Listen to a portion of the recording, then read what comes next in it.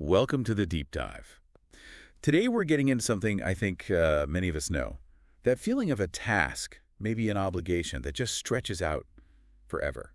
Seems interminable. It's something you kind of dread because it just feels like it never ever ends. Mm-hmm. That feeling is real. Yeah. And today we're focusing on, well, long-lasting parental obligations.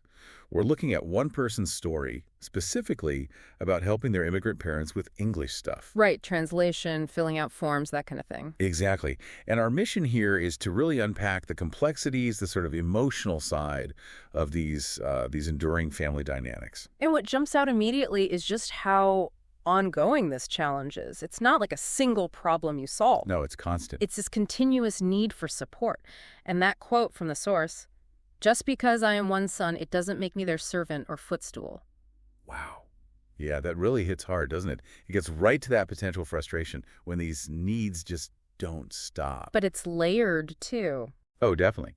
The author's clear. They say, I appreciate the help for them for raising me as best as they could. So there's gratitude there. It's not just complaining. Right. It seems more about that shift, going from wanting to help willingly to feeling like it's this unending obligation. Mm-hmm.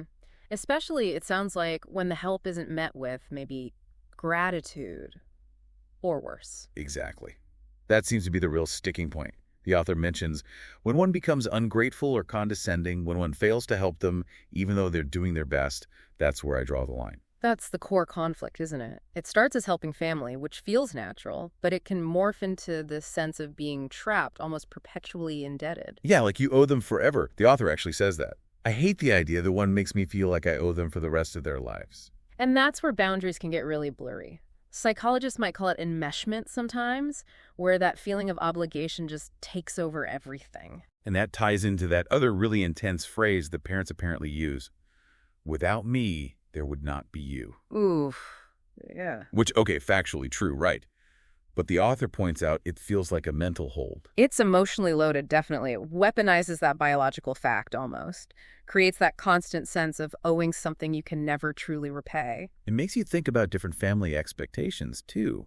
Cultural norms around this stuff can vary so much. Absolutely. And how reciprocity works, or doesn't work sometimes.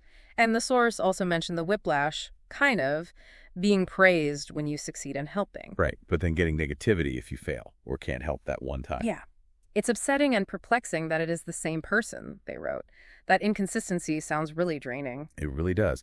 It seems to boil down to wanting your actions, your help, to come from a place of, well, kindness, genuine care. Not obligation. Exactly. The author says, everything I do should be out of the kindness of my heart and not an obligation. I wish that person would understand that.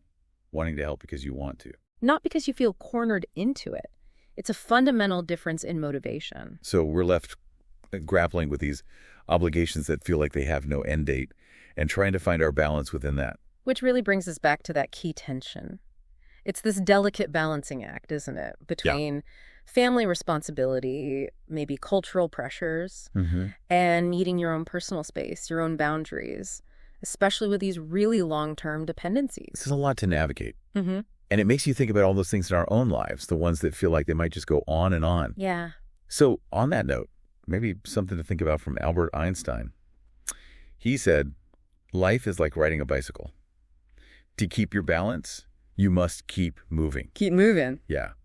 How does that idea apply here? How do you keep moving, keep your balance when navigating these really long-lasting obligations? Something for you to ponder. Thanks for joining us for this deep dive.